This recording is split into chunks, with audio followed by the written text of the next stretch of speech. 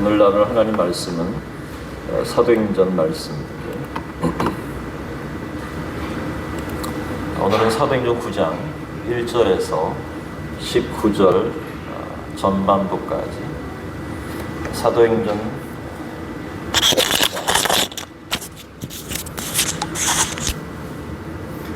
사도행전 9장 1절부터 19절 앞부분까지 우리 말씀을 다 찾으셨으면 한 절씩 교독하겠습니다.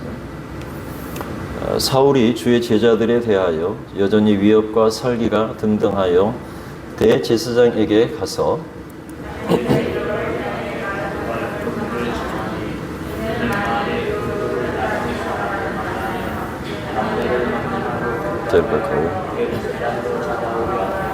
사울이 길을 가다가 다메섹에 가까이 이르더니 호련히 하늘로부터 빛이 그를 둘러 비추는지라.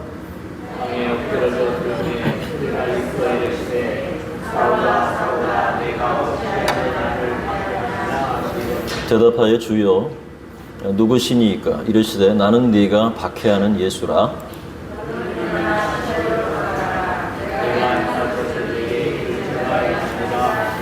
같이 가던 사람들은 소리만 듣고 아무도 보지 못하여 말을 못하고 서 있더라.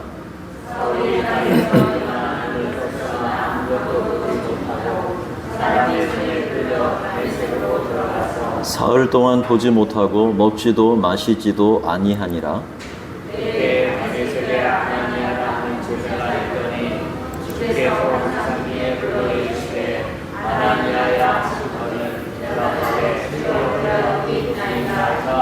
주께서 이르시되 일어나 집가라 하는 거리로 가서 유다의 집에서 다섯 사람 사울이라 하는 사람을 찾으라. 그가 기도하는 중이니라.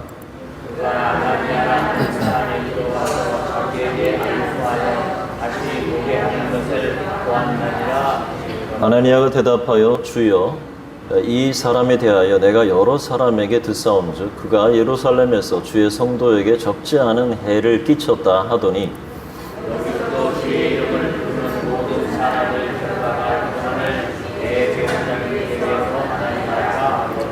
주께서 이르시되 가라. 이 사람은 내 이름을 이방인과 임금들과 이스라엘 자손들에게 전하기 위하여 택한 나의 그릇이라. 그가 내 이름을 위하여 얼마나 고난을 받아야 할 것을 내가 그에게 보이리라 하시니. 아나니아가 떠나 그 집에 들어가서 그에게 안수하여 이르되 형제 사울아 주 곧 네가 오는 길에서 나타나셨던 예수께서 나를 보내어 너로 다시 보게 하시고 성령으로 충만하게 하신다 하니. 즉시 사울의 눈에서 그늘 같은 것이 벗겨져 다시 보게 된지라. 일어나 세례를 받고. 다 같이 하겠습니다. 음식을 먹음에 강건하여 지니라. 아멘. 여기까지. 우리 서로 반갑게 인사하겠습니다. 잘 오셨습니다. 잘 오셨습니다. 우리의 인생은 때때로 예상치 못한 방향으로 흘러갈 때가 있습니다. 그것은 바로 하나님의 은혜와 그리고 하나님의 만남이라고 하는 새로운 어떤 모멘트를 통해서 완전히 새로운 방향으로 삶이 전환되기도 합니다. 저도 고등학교 2학년 겨울에 처음 예수님을 믿게 되었고 그때 예수님을 만난 이후에 제 인생하고 그 다음에 삶의 방향이 완전히 새롭게 바뀌었던 것을 제가 고백합니다. 오늘 본문은 초대교회 박해자였던 사울이 예수님을 만나면서 회심을 하게 되고 그의 삶이 놀랍게 변화된 사건을 다루고 있습니다. 이 본문 속에서 하나님의 은혜가 얼마나 놀랍고 강력한지 그리고 그 은혜가 우리를 어떻게 새로운 사명으로 인도하는지를 보여주고 있습니다. 자, 오늘 본문 1절과 2절 말씀에 보면 사울이 주의 제자들에 대하여 여전히 위협과 살기가 등등하여 대제사장에게 가서 다메섹 여러 회당에 가져갈 공문을 청하니 이는 만일 그 도를 따르는 사람을 만나면 남녀를 막론하고 결박하여 예루살렘으로 잡아오려 함이라 그랬습니다. 자, 우리에게 말씀 읽으면서 그렇다면 사울은 왜 이토록 그리스도인들을 핍박하는데 눈이 그냥 뻘게 가지고 혈안이 되었다 그러죠?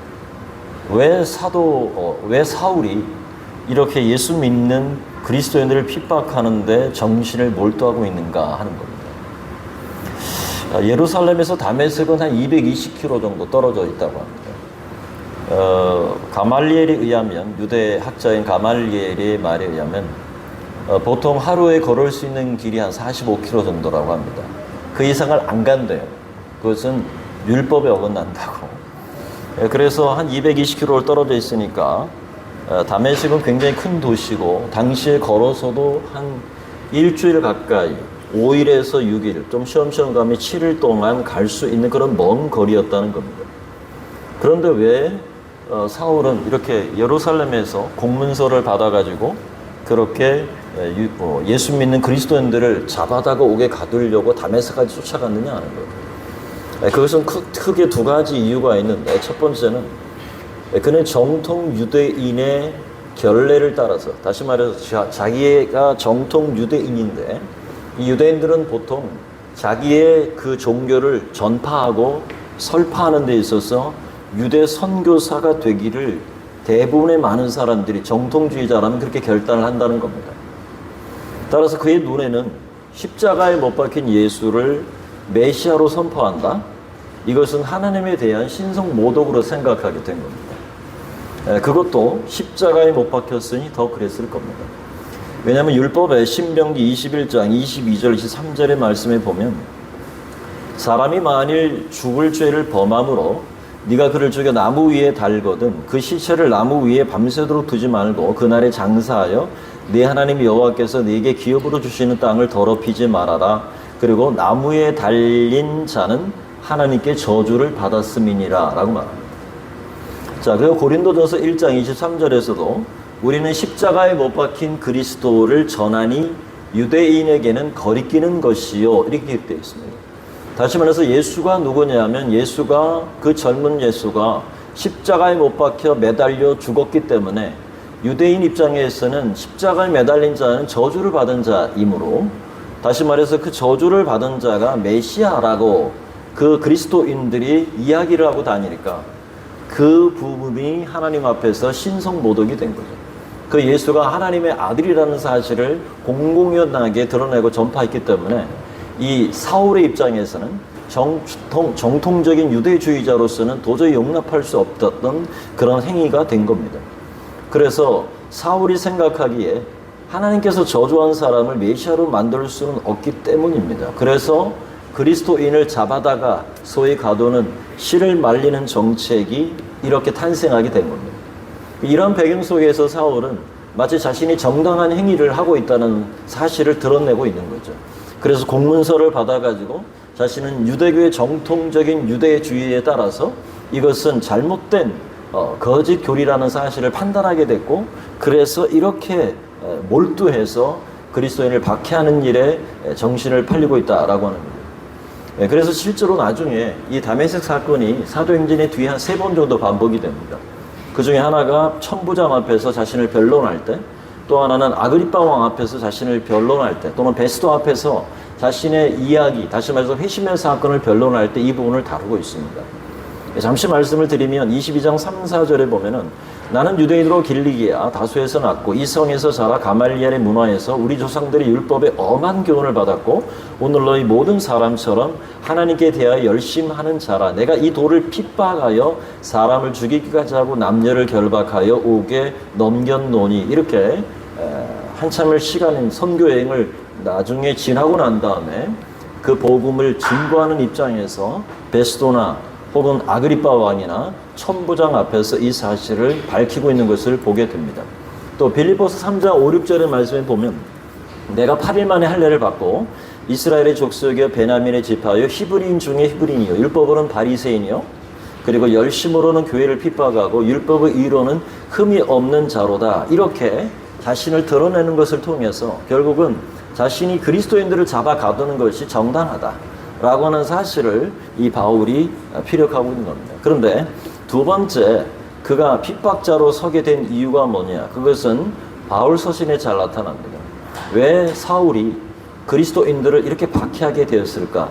그 중심의 핵심적인 것은 의라는 겁니다. righteousness. 그 의에 대한 문제 때문입니다.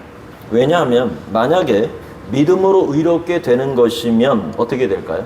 지금까지 유대인들로서 믿어왔던 그들이 택한 백성이고 또 그들이 율법을 지킴으로 말미암아 하나님의 백성이라는 사실을 확언할 수 있었는데, 그것이 아니라 오직 믿음으로 말미암아 의롭게 된다고 하는 것이 받아들여지면 완전히 자기가 믿고 있는 그 유대교는 정반대의 종교가 되는 것이기 때문에 그렇습니다.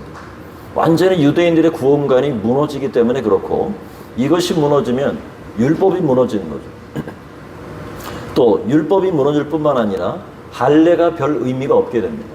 자신은 태어날 때 8일 만에 할례를 받을 정도로 정통 유대인인데, 이 의라고 하는 것을 그렇게 드러내었던 유대 정통주의의 정면으로 반하는, 다시 말해서 하나님의 의가 나타났다, 로마서에 말하는 것처럼 하나님의 의를 나타내서 결국 할례를 받아서 구원을 이루는 게 아니라 할례를 받지 않아도 누구든지 그리스도를 믿으면 의로 여기심을 받는다고 하는 그 복음의 핵심 때문에 할례가 무의미하게 되고, 또 하나는 이스라엘이 중앙성소라고 말할 수 있는 성전이 무의미하게 되는 것이죠. 왜냐하면 더 이상 율법에 따라서 짐승의 제사를 드리는 것이 유대 정통주의의 제사법이죠. 그렇죠? 그런데 예수 그리스도께서 십자가에 못 박혀 죽으심으로 말미암아 완전하게 그리고 단번에 그 속죄의 희생의 제물이 되셔서 제사를 이루셨다고 하는 이 복음 앞에 유대주의는 정면으로 부정이 되는 거기 때문에 그렇습니다. 그렇기 때문에 사울은 이렇게 그리스도인들을 박해하는 데에 율법의 배교자로 보게 됐고, 그 다음에 그 사람들을 잡아서 옥에 가두어야만 자신의 유대 정통주의가 보존되기 때문에 성전을 회복시키는 방법이 뭐냐?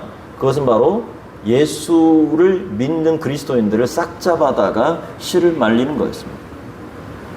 자연스럽게 유대 정통주의자라고 하는 사울은 유대교의 근간을 뒤흔드는 새로운 집단을 파멸시켜야 한다는 생각을 했을 것이고, 그래서 그들을 이단을 잡아와야만 자신의 종교가 종속되기 때문에 그 먼 길을 마다하고 5일에서 7일이 걸리는 그 거리를, 먼 거리를 공문서를 들고 쫓아왔던 것입니다.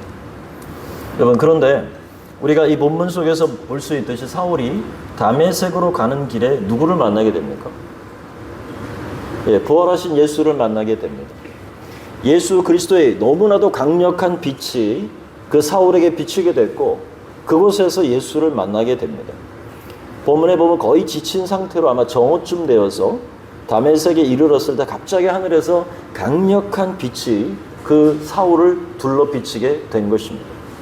이 빛이 갑자기 내려서 강렬하게 비친 빛이었고, 하늘로부터 비쳤다는 그러한 점에서 이 빛은 우리가 알고 있는 태양빛이 아니라는 거예요.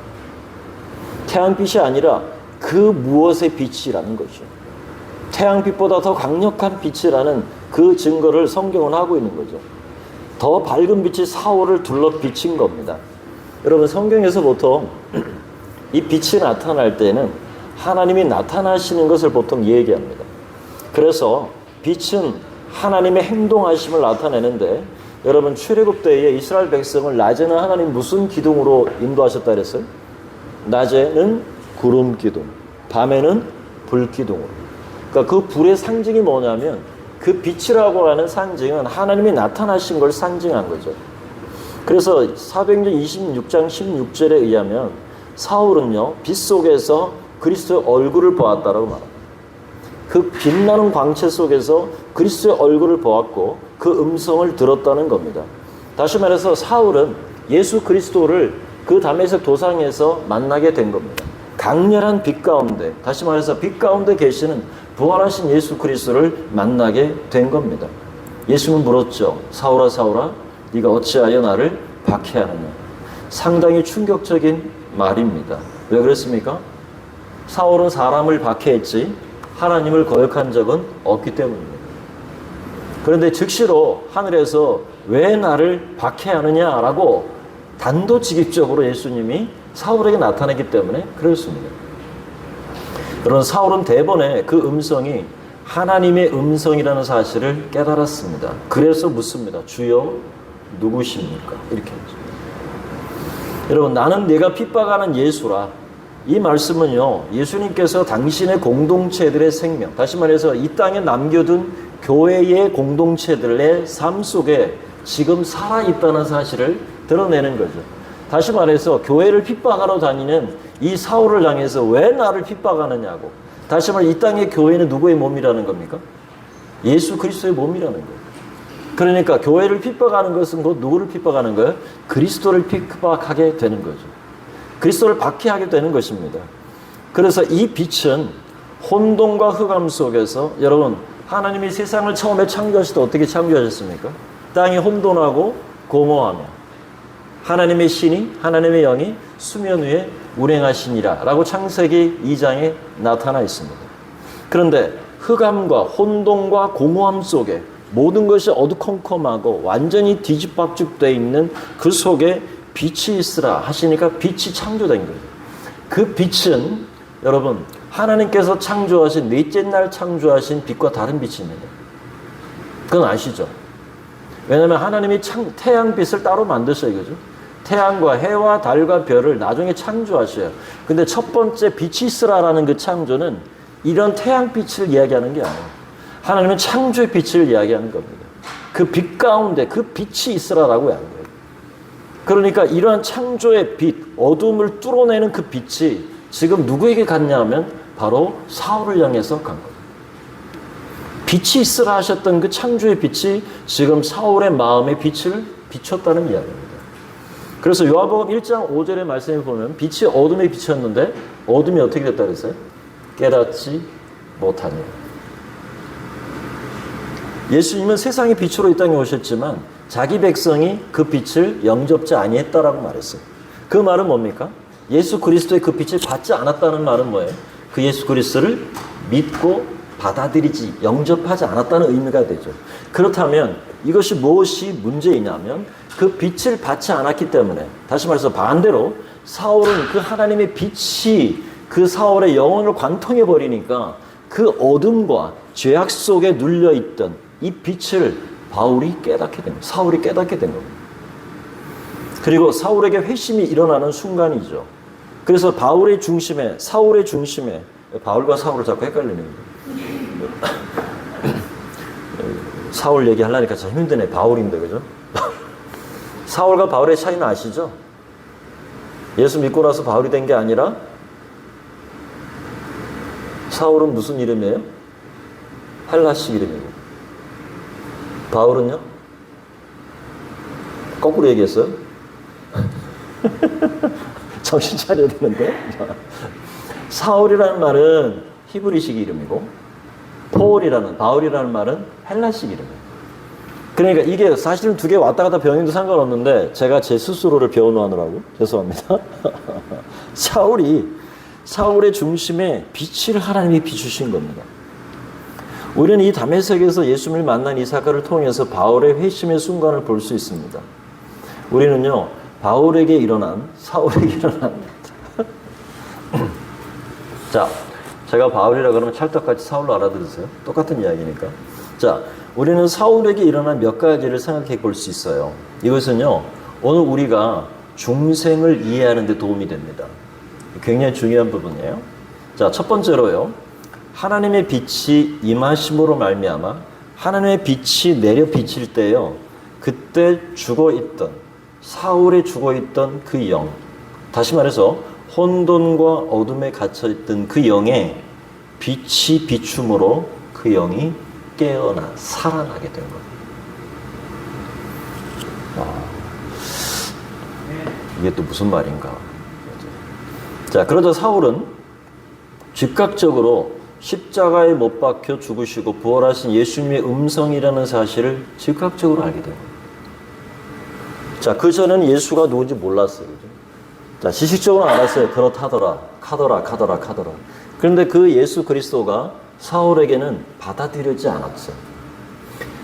다시 말해서 중생이라고 하는 개념은 그 영이 죽은 상태입니다. 완전히 죽은 상태이기 때문에 하나님의 존재, 예수 그리스도의 존재, 그분의 창조의 세계를 이해할 수가 없습니다.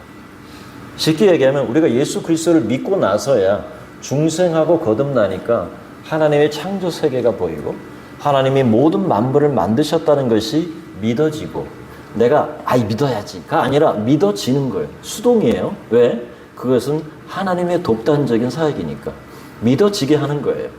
그게 구원이고요. 그게 우리의 영이 살아나는 거예요. 그러니까 사울에게 강력한 빛이 비쳤다는 얘기는 뭐냐면 하나님의 독단적인 주권으로 사울을 영을 관통해 버리는 거예요. 그 빛이 뚫고 가버린 거예요. 그러니까 사울이 죽어있던 영이 살아나는 거예요. 그 즉시 그분이 누군지 깨닫게 되는 거예요. 설명해 드릴게요. 자, 부활하신 예수님의 음성이라는 사실을 즉각적으로 알게 된 겁니다. 그 빛이 임하심으로 어둠이 물러가게 된 거예요. 그죠? 그 사울 안에 있던 어둠이 물러가고 빛의 자녀로 거듭나게 된 겁니다. 이것이 할 수 있었던 이유는 뭐냐면 보세요. 사울은 이미 예수를 믿지는 않았지만 예수가 어떤 존재라는 사실을 지식적으로 알고 있었어요. 맞습니까?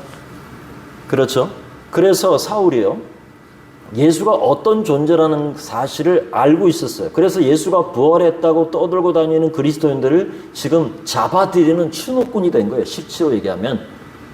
왜냐하면 예수가 살았다고 얘기하니까 예수가 십자가에 인간을 위해서 우리를 위해서 십자가 못 박혀 돌아가셨다고 얘기하고 다니고 그 예수가 장사 지낸 바 됐지만 다시 부활하셨다는 얘기를 하고 떠들어 다니고 그 예수가 지금도 살아서 교회와 함께 한다는 사실을 떠벌리고 다닌다는 사실은 팩트로는 들은 거야. 근데 그게 믿어져요? 안 믿어져요? 안 믿어진 거죠. 쉽게 얘기하면 오늘날 우리가 밖에 나가서 많은 사람을 붙들고 예수 믿으세요. 그럼 뭐라 그래요? 안 믿어요 라고 하지만 예수에 대한 것을 알까요? 모를까요? 다 알아요. 십자가에 못 박혀 돌아가셨단다. 죽음에서 살아났다며? 이렇게는 얘기하고 다니는 거예요. 똑같이 지금 사울도 그런 상황이에요. 예수에 대한 사전 지식이 있었어요. 사전 지식이 있지만 받아들이지 않고 믿지 못하는 거죠. 안 믿어지는 거죠. 그 얘기는 뭐냐면 중생이 안 됐다는 얘기이기 때문에요. 그러니까 영이 죽어있는 상황이기 때문에 그 상황이 받아들여지가 않는 거예요. 그 상황에서 그래서 부활했다고 떠들고 다니는 사람들을 잡는 거죠. 십자가에 죽은 자가 하나님이라고? 십자가에 피 흘린 것이 인간의 죄 때문이라고? 그 십자가에 못 박힌 자가 무덤에서 다시 살아났다고? 그가 부활해서 하늘로 올라갔다고? 예수님에 대한 지식은 이미 사울은 다 알고 있었다. 전부 알고 있었어요. 다만 그에게 필요한 것이 뭐냐면 그 사실이 믿어지는가? 이 문제였어요. 믿어지지가 않는 거죠. 마음의 동의가 일어나고 돌이켜서 회개할 수 있는가? 그 예수가 그리스도인들의 말처럼 주와 그리스도가 되셨는가? 이것을 내가 받아들여지느냐, 믿어지느냐, 그렇지 않느냐가 사울이 중생하느냐, 중생하지 않느냐, 요 기로에 선 겁니다. 그러니까 쉽게 얘기하면 우리도 똑같아요. 예수 그리스도가 믿어지는 거라고 말씀을 드렸어요. 그죠? 다시 말해서 내가 믿습니다라고 해서 예수를 붙든 것 같은데 뒤돌아보면 예수가 나를 붙드신 거야. 내가 믿어준 것 같은데 아니, 나를 이미 예수께서 나를 은혜를 베푸셔서 나를 구원하시기를 작정하셨다는 사실을 뒤늦게 알게 된 거야. 내가 구원의 안에 들어와 보니까 돌아보니까 그런 거야. 모든 것이 은혜였구나. 그걸 깨닫는 거야. 그러니까 사울에게 있어서 이미 모든 필요한 것은 의심을 몰아낼 확실한 증거가 필요했던 겁니다. 이것이 바로 창조의 빛이었고 다메섹으로 가는 길에서 빛이 그의 영혼을 그냥 관통해 버리니까 그 영이 즉시 살아남으로 예수를 주여 누구십니까? 이렇게 바뀌게 됩니다. 이것은 특별한 은혜입니다. 사울에게 있어서. 사울이 경험한 중생은요, 그의 인생을 송두리째 바꿔버렸습니다. 지금까지 그가 사전조사를 통해 알았던 예수라는 자의 실체가 모두 사실이었다니 이렇게 됩니다. 그분이 십자가의 나무에 못 박혀 피 흘린 사실도, 그 피가 인간의 모든 죄를 씻기 위한 하나님의 어린 양의 대속의 피라는 사실도, 예수의 부활이 죄와 그리고 사망의 권세를 완전히 정복하시고 이겼다는 사실이 그의 영혼을 그냥 뒤흔들어 놓은 겁니다. 그 즉시 바울은 인식하게 된 겁니다. 사실이구나. 무엇 때문에요? 그 빛이 사울을 관통해버려요. 하나님이 빛이 둘러싸니까 사울이 그 즉시 깨어난 거죠. 인식이 깨어난 거예요. 다시 말해서 영이 살아나니까 하나님을 알게 되고 지금까지 들었던 모든 예수 그리스도에 대한 것이 확실히 믿어지게 되는 거예요. 그래서 빌립보서 3장 6절 9절의 말씀처럼 열심으로는 교회를 박해하고 율법의 의로는 흠이 없는 자라. 그러나 무엇이든지 내게 유익하던 것을 내가 그리스도를 위하여 다 해로 여길 뿐더러 또한 모든 것을 해로 여김은 내 주 그리스도 예수를 아는 지식이 가장 고상하기 때문이라. 내가 그를 위하여 모든 것을 잃어버리고 배설물로 여김은 그리스도를 얻고 그 안에서 발견되려 함이니 내가 가진 의는 율법에서 난 것이 아니요 오직 그리스도를 믿음으로 말미암은 것이니 그 믿음으로 하나님께로부터 난 의라. 이렇게 바울이 고백하고 있는 겁니다. 자, 사울이 왜 그리스도인들을 추격하고 있다고 그랬습니까? 지금 그들이 추격하고 있는 것은 사울이 생각할 때 자신의 의가 도전받았기 때문에 하나님의 의라고 생각했던 그 의가 완전히 정면으로 충돌하고 있어요.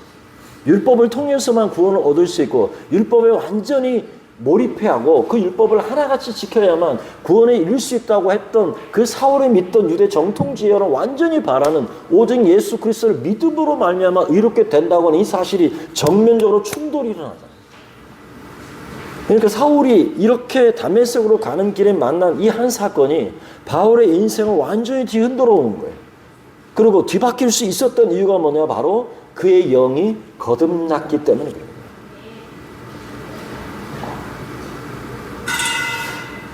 여러분, 이것은요 전적인 하나님의 은혜이고 사울을 향한 예수 그리스도의 강권적인 역사로 이루어진 레볼루셔너리 하는 거예요. 혁명적인 일이에요.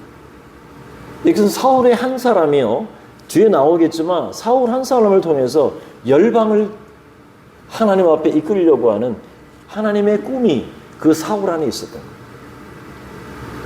그러니까 하나님께서 빛으로 완전히 사울을 그냥 죽었던 영을 완전히 한 순간에 살려버려요. 사울이 그것을 깨닫게 됐고 사울은 이 만남을 통해서 자신이 잘못된 길을 가고 있었음을 깨닫게 되고 회개와 그리고 새로운 삶의 시작을 경험하게 되는 겁니다. 사실 이 다메섹은 사울에게 있어서는 신학교와 같은 곳입니다. 왜냐하면 그 다메섹 도상에서 하나님을 예수 그리스도의 실체를 알았기 때문에 터득한 거죠.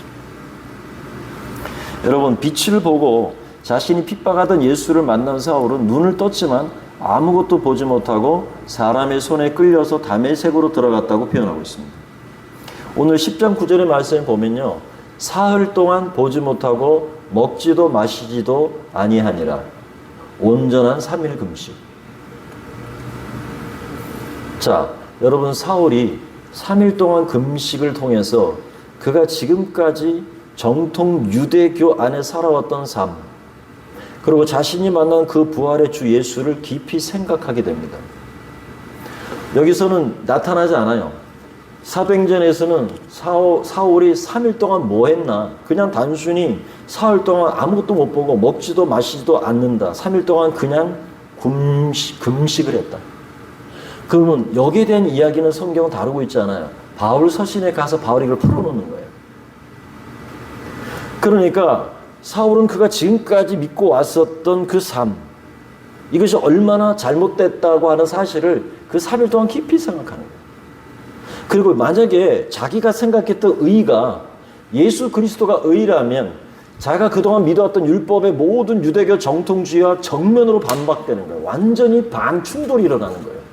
그러면 사울은 그 안에서 얼마나 갈등을 했겠어요. 그죠? 이게 맞나? 라고 생각했겠죠. 그것이 풀어낸 게 어디냐면 로마서예요. 로마서 안에 그걸 다 풀어냈어요.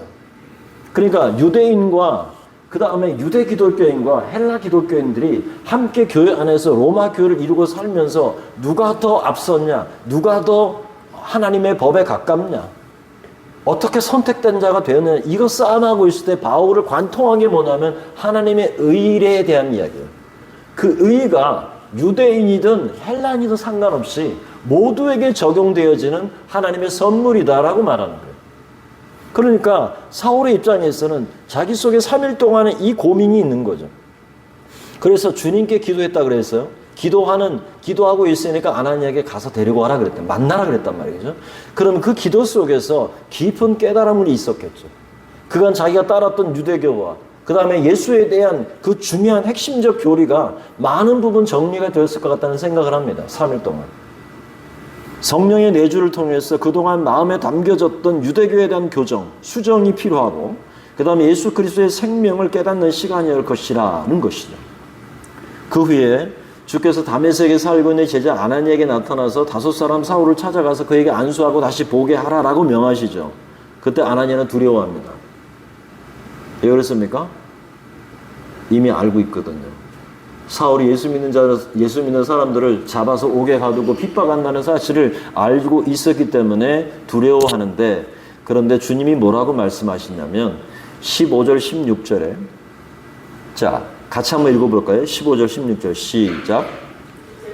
이르시되 가라, 이 사람은 이방인과 그 임금들과 택한 나의 그릇이라.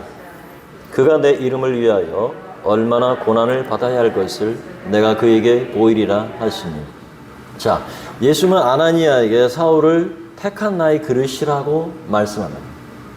우리는 왜 예수님께서 사울을 택한 나의 그릇이라고 했는지 이후에 나오는 사도행전 14장, 15장, 16장 그 이후의 모든 바울의 삶을 통해서 왜 예수께서 그를 택하셔서 이방을 향한 구원의 도구로 썼는지를 우리는 이미 알고 있습니다. 그런데 여기서 부르신 분명한 목적을 알려주시는 거예요. 첫 번째가 뭐냐?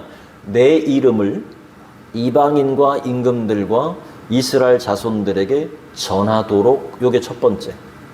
두 번째는 뭐냐? 내 이름을 위하여 얼마나 고난을 받아야 할 것, 요걸 알게 하는 거예요.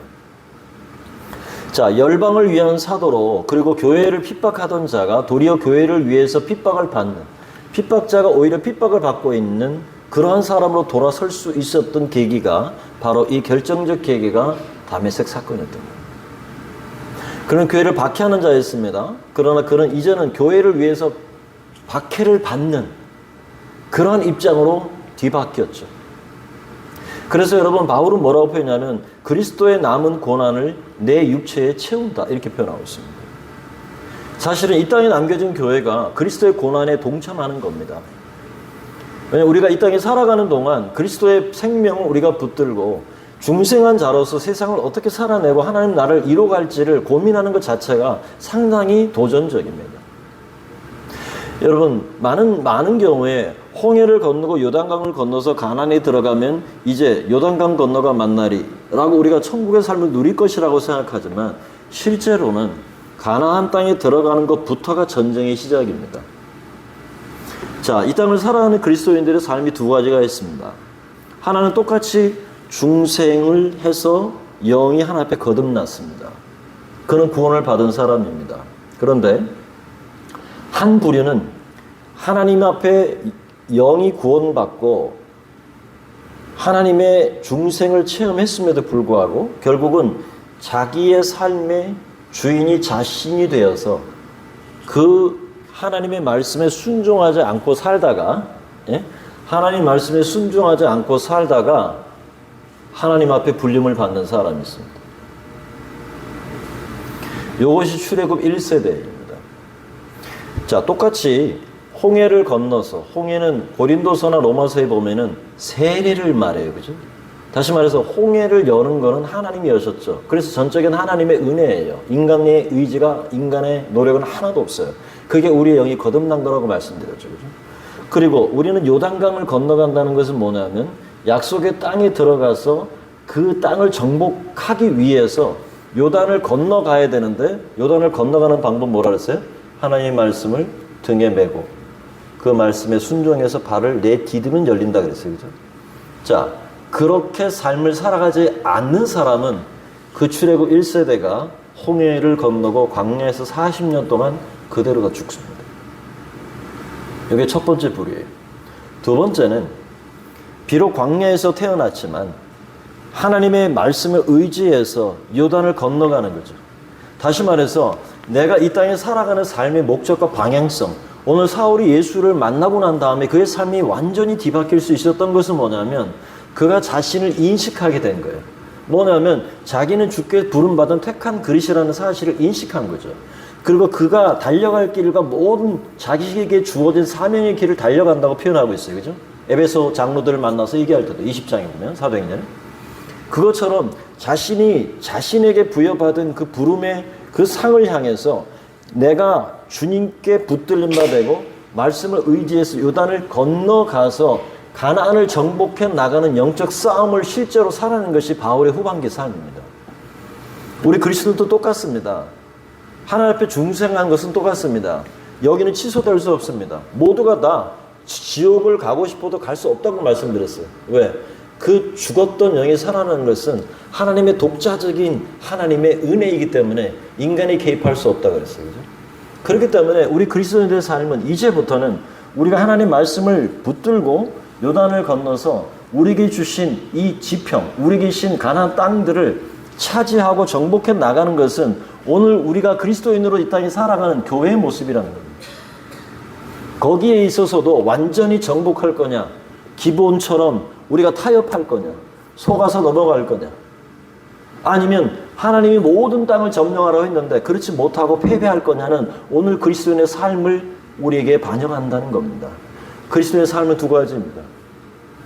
그래서 예수를 믿어도 중생은 했으나 그냥 자기 인생을 자기 멋대로 자기 마음대로 하고 싶어서 하는 사람. 그런데 명확하게 깨닫고 난 다음에는 자기 인생을 자기 마음대로 살려고 하는 사람은 없겠죠. 그죠? 그렇지만 우리가 예수 그리스도를 믿고 난 이후에 어떻게 삶을 살아가야 될지가 우리에게 주어진 그 가난의 정복의 길을 살아가는 사람의 삶이라는 겁니다.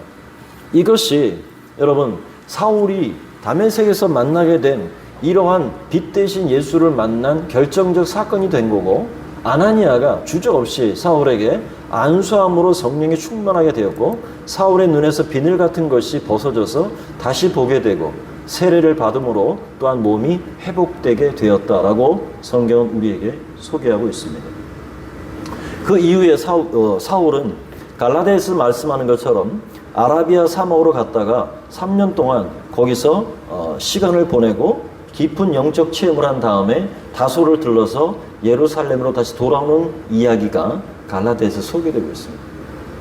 여러분, 한 사람의 회심이 사울의 삶을 완전히 바꿔두셨는데 이는 하나님의 택한 백성으로서 어떻게 살지를 명확하게 사울은 인식하게 된 겁니다. 여러분, 말씀을 맺겠습니다. 교회를 열정적으로 파괴하고자 했던 사울의 계획과는 다르게 하나님께서 그를 부르시고 사용하실 계획을 갖고 계셨습니다. 여러분, 저를 포함해서 여기 앉아 계신 모든 분들도 예수께서 여러분의 인생을 부르시고 그래서 여러분의 삶의 큰 방향이 많이 수정된 분들도 계실 겁니다. 저는 하나님을 알지 못하는 엉뚱한 불교 주변에 살다가 제 인생의 방향이 완전히 바뀐 거죠. 여러분들 많은 분들이 그럴 수 있습니다. 혹은 모태신앙인 분들도 마찬가지입니다. 바른 인생의 방향을 잡고 우리가 살아가고 있는 것이 얼마나 은혜이고 이것이 얼마나 하나님 앞에서 우리가 찬양을 드려야 될 놀라운 사실인지 모릅니다. 여러분, 오늘 하나님께서는요 사울처럼 인생을 부르셔서 우리의 과거가 어떠한지 그리고 우리의 약점과 우리의 실패와 때로는 우리의 연약함에도 불구하고 우리를 구원하셔서 우리를 하나님 나라의 일꾼으로 부르셨다는 사실을 우리가 기억하고 하나님을 찬양할 수 있기를 바랍니다. 네. 여러분, 주님의 주권은요 언제든지 인생을 부르시고 새롭게 할 수 있습니다. 회심도 마찬가지입니다. 인간이 거듭나는 것은 한순간입니다. 죽었던 영이 살아날 때 우리가 고백하는 것처럼 사도신경의 내용이 우리가 전능하사 천지를 만드신 하나님 아버지를 내가 믿사오니 우리가 매일마다 반복하고 고백하는 그 고백이 내가 돌이켜보세요. 여러분, 어느 순간에 그게 믿어지던가요? 내가 믿으려고 하니까 믿어진 건가요?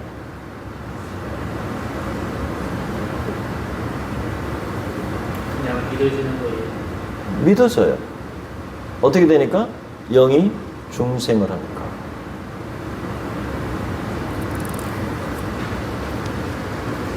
그래서 우리가 하나님을 아빠, 아버지라고 부를 수 있게 된 것이죠. 자, 우리 그리스도인의 삶은 그 다음에 우리는 무엇을 향해 간다 그랬어요? 중생한 다음에 성화를 위해서 간다. 그 성화가 곧 뭡니까? 땅을 정복하는 하나님의 나라를 이루어가고 개인적으로는 예수 그리스도를 닮아가는 삶. 여기서 실패하면 안 됩니다. 많은 사람이 중생은 했는데 이 성화의 삶을 이루지 못하고 결국은 내가 하나님 밑에서 어떻게 이루어 나갈지 이 부분에서 실패하고 대부분 그냥 열심히 살려고는 하는데 모르기도 하고 깨닫지 못하고 그냥 우리가 주어진 시간 안에서 주일 성수하고 하나님 앞에서 신앙생활 하면서 살아가게 되지만 명확하게 깨달은 사람은 이것을 이겨낼 수 있는 힘이 생기는 겁니다. 자, 점검해 보겠습니다. 여러분, 중생한 것은 영이 중생한 것이죠. 마음과 육체가 중생했어요? 안 했어요? 안 한 겁니다. 우리의 육체와 마음은요, 중생한 것이 아닙니다. 영만 중생했어요. 그러니까 여기에 우리의 싸움이 있는 거예요. 여러분, 우리의 마음의 싸움이 결국은 이 땅을 살아가는 키입니다. 왜냐하면 그 마음이 하나님께서 로봇으로 만들지 않으시고 우리에게 자유의지를 주셔서 선택을 하도록 우리에게 주시는 거예요. 자, 우리가 예수를 믿고 죄를 짓는 것이 누구의 책임입니까? 하나님의 책임입니까? 아닙니다. 내가 그 죄를 선택했을 뿐입니다. 그것은 어디서 나오는 겁니까? 내 마음에서 시작하는 겁니다. 그리스도인의 싸움은 바로 이 마음의 싸움입니다. 그래서 우리가 하나님 앞에서 중생한 자는 우리 삶에 있어서 매일의 삶 속에 내가 죽고 그리스도가 사시도록 나를 그리스도 앞에 내어놓는 것, 그게 성령에 의지하는 것이고 그 삶을 계속적으로 살아갈 때 그가 성령의 사람이 되는 것이고 결국은 그가 예수님처럼 닮아간다고 말씀드렸습니다. 이 싸움에서 넘어지면 결국은 광야에서 다 죽게 되는 거예요. 그러나 말씀을 붙들고 말씀이 내 말씀이고 오늘날 내게 주신 이 생명의 말씀을 붙들고 내가 요단강을 건너가서 오늘 삶의 현장 속에서 내가 하나님의 나라를 위해서 싸워내고 하나님의 나라를 위해서 오늘 이 땅에 하나님의 교회를 통해서 영혼을 구원해내는 일과 내가 하나님 앞에 거룩한 삶을 살기를 작정하고 발을 내디뎌야만 변화되어지는, 발을 내디뎌야만 열려진 요단강의 삶이 누구에게나 적용된다는 사실을 꼭 기억할 수 있기를 바랍니다. 이것을 누가 해주는 게 아닙니다, 여러분. 우리 스스로가 선택하고 내가 하나님 앞에 구원을 받았고 영이 중생했기 때문에 이제부터는 내 마음과 육체도 그리스도처럼 닮아가는 이 삶을 계속해 가는 것이 우리 그리스도인의 삶의 방향성이고 이것이 하나님 앞에 중생한 자의 삶의 태도입니다. 그러나 우리가 중생했다고 이제는 구원받았다고 물론 자기 마음대로 되는 대로 사는 사람은 없겠죠. 하지만 무언가 열심히 하나님 앞에 살려고 살겠지만 명확하게 삶이 구분되지 않는 겁니다. 이것이 오늘 우리가 하나님 앞에서 싸워야 되는 중요한 부분입니다. 여러분, 새롭게 태어나서 새로운 피조물이 되고 새 사람을 입은 자가 되었고 어둠에서 빛의 나라로 옮겨지는 놀라운 은혜가 주어졌기 때문에 여러분, 우리는 더 이상 어둠의 자식들이나 옛사람의 모습을 우리가 입는 것이 아니라 새로운 피조물이 되고 새 사람이 되었으니 오늘 그렇게 살아내는 것이 그리스도인의 정체성입니다. 우리는 언제나 패배하는 사람이 아니라 언제나 승리하는 사람입니다. 환경에 지배받지 않습니다. 여러분, 옆에 계신 분을 살짝 보면서 이렇게 인사하겠습니다. 당신은 새로운 피조물입니다. 자, 한 번 더. 당신은 최고의 걸작품입니다. 예, 당신은 하나님의 최고의 걸작품이고 하나님 앞에 새로운 피조물이라는 사실을 날마다 선포하셔야 됩니다. 그래야, 보세요. 내가 그래야 현재 이미 이루어진 하나님의 나라, 저기 가서 이루어질 하나님의 나라가 아니라 여기서 이 땅에서 살아내야 될 하나님의 나라를 경험하고 가면 그 천국이 어떻게 하다고요? 친숙한 거예요. 그런데 이 땅에서 그런 삶을 선택하고 살지 않으면 천국 가면 그 천국이 낯설어. 오늘 그리스도인의 삶의 키가 여기 있습니다. 여러분, 사울이 예수 그리스도를 만나서 영이 거듭나고 그가 일생을 기울여서 산 삶의 내용이 바로 그겁니다. 이것이 중요한 한 순간이 되었고 이제는 정말 그 구원의 은혜를 감사하고 그 부르신 부름에 응답하게 되고 그 부르심을 통해서 하나님의 나라를 이루어 나가려고 하는, 진력하려고 하는 그 열정이 사울 속에 열정으로 나타나는, 그게 우리의 마음이고, 그게 이성이고, 우리의 지성이고, 우리의 감성이고, 우리의 의지가 되는 겁니다. 사랑하는 여러분, 오늘 우리 사울을 통해서 참된 중생이 사울의 삶을 어떻게 바꾸어 놨는지 우리는 서신서를 통해서 많은 내용들을 우리가 살필 수 있습니다. 그러나 우리가 기억할 것은 우리를 다시 한번 중생하도록 부르신 그 사울의 모습을 바라보면서 오늘도 우리가 중생한 것이 하나님의 전대적인 은혜이고, 그리고 우리의 소명이 무엇인지, 내가 사울이 하나님께서 말하는 것처럼 주님께서 사울을 거듭나게 하시고 그 다음에 사울을 지목해서 그가 내 이름을 이방 세계에게 전할 그릇으로, 그리고 나를 위해서 고난받는 자로 분명한 소명을 주셨다면 여러분은, 저와 여러분은 오늘 어떤 소명을 가지고 이 땅을 살아가고 있는가? 여기에 하나님의 인도하심과 하나님의 각자를 향한 깨달음이 있기를 진심으로 바랍니다. 오늘 하나님 앞에서 부르심의 소망이 무엇인지, 소명이 무엇인지를 깨닫고 여러분 믿음으로 살아갈 수 있기를 주의 이름으로 축복합니다. 우리가 말씀을 생각하면서 잠시 한번 기도하고 우리 찬양 하나 드리고 그리고 축도로 우리 예배를 마치겠습니다. 우리가 기도할 때 하나님, 오늘 우리를 새롭게 변화시키시고 허물과 죄로 죽었던 우리를 살리신 그 하나님의 은혜를 인하여 진심으로 감사드립니다. 오늘 사울이 예수 그리스도를 빛 가운데 만나고 그 영이 중생함으로 말미암아 이제는 그 부르심의 소명이 무엇인지를 확실히 깨닫고 나아가는 것처럼 오늘 우리가 중생한 자로서 오늘 내게 주신 그 부르심이 무엇인지 확실히 깨닫기를 원합니다. 이미 깨달은 분도 계시고 깨닫지 못한 분도 계십니다. 하나님, 깨닫는 은혜를 주시고 그것을 향해서 진력할 수 있는 우리 남은 인생이 될 수 있도록 인도해 주옵소서. 우리 잠시 결단하면 기도하며 나가도록 하겠습니다. 기도합니다. 하나님 아버지 은혜를 감사합니다. 오늘 주께서 우리 사울을 하나님 부르시고 다메섹 도상에서 그를 빛 가운데 부르심으로 말미암아 그에게 창조의 빛을 허락하시고 그 빛을 통해서 하나님 죽었던 영이 거듭나는 놀라운 은혜를 주심으로 말미암아 아버지 하나님이 그 사울의 한 인생을 변화시키시고 그를 구원하시며 하나님의 이방을 향한 모든 임금들과 왕들에게 전할 아버지 하나님이 나의 택한 그리스라 말씀하신 것처럼 하나님 또 그가 나를 위해 고난을 받아야 할 것이라는 명확한 소명의식 속에 부름을 받았던 것처럼 하나님 아버지 오늘 이 땅에 하나님 앞에 중생한 우리 한 사람 한 사람이 어떻게 하나님의 그 부르심을 명확하게 깨닫고 우리가 어떻게 하나님 앞에 그 부르심에 합당한 삶을 살아가야 할지 하나님 우리 각자에게 지혜를 허락하여 주시옵시고 깨닫는 은혜를 허락하여 주시며 하나님 놀랍도록 주의 부르신 그 은혜 안에서 우리가 나아갈 수 있는 하나님이여 하나님의 신실한 그리스도인이 다 될 수 있도록 역사하여 주시기를 원합니다. 주님의 놀라운 은혜가 임하기를 원하고 하나님 우리의 일생 동안 하나님 주님을 향한 그 사랑이 그 부르심에 합당한 삶으로 주를 기쁘게 하는 우리의 삶이 될 수 있도록 은혜 더하여 주시옵소서. 예수 그리스도 이름으로 기도합니다. 하나님 아버지, 우리를 사울처럼 그렇게 드라마틱하게 부르지는 않으셨어도 우리의 죽었던 영을 살아나게 하시고 예수 그리스도를 믿고 영접하는 순간 우리의 죽었던 영이 살아나 영원한 생명의 그 은혜 안에 동참케 하시니 감사합니다.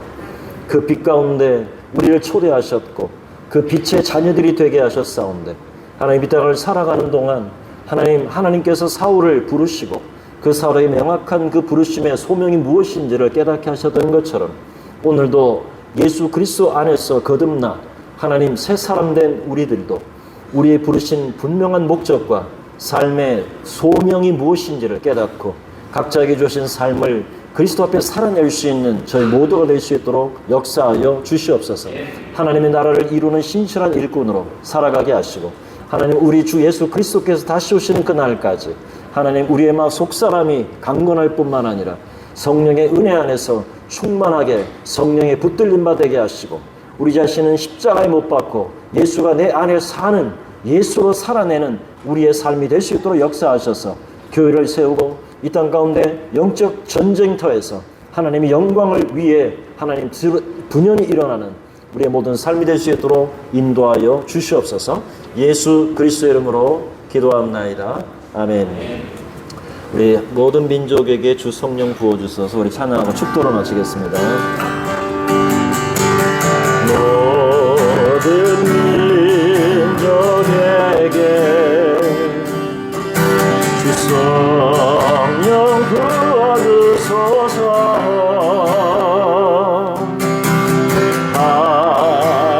하나님의 백성 주의 말씀 주시고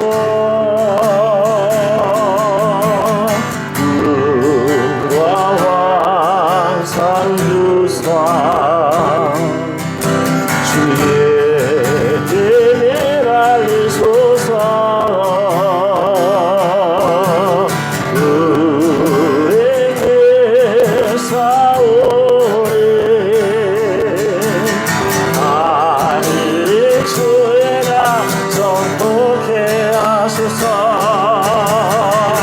그날에 주의 영이 임하여 흠부의 땅 위에 일어나리라. 모든 영혼 깨어 일어날 때 주 예수를 부르는 자는 의왕되리. 그날의 주의 임하여 그날의 주의 영이 임하여 땅 위에 일어나리라.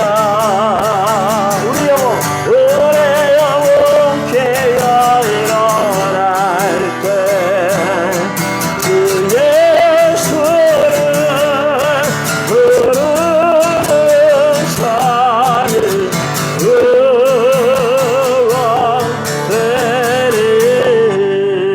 의왕되리. 아멘. 이제 우리 주 예수 그리스도의 은혜와 하나님 아버지의 크신 사랑하심과 성령님의 내주 감동 충만 역사 교통하여 주시는 사울에게 찾아오셔서 그의 인생을 송두리째 뒤바꾸시며 그의 죽었던 영을 살리심으로 영원한 생명의 빛 가운데 거하게 하시고 그에게 부르신 그 소명을 깨닫게 하심으로 그가 이방을 향하여 열방을 향하여 나아가는 그리스도의 하나님 사도로 부르심을 받아 살아갔던 것처럼 오늘 우리의 영을 살리셔서 중생케 하시고 이 땅에 살아가는 동안 영적인 전쟁터 속에서 우리도 부르심의 그 소명을 깨닫고 주님 앞에 주의 나라와 주의 영광을 위하여 살아가기를 소망하여 결단하여 머리 숙인 우리 사랑하는 모든 권속들 머리 위에 가정과 그리고 자녀들 위에 생업 위에 교회 위에 이제로부터 영원토록 함께 계실지어다. 아멘.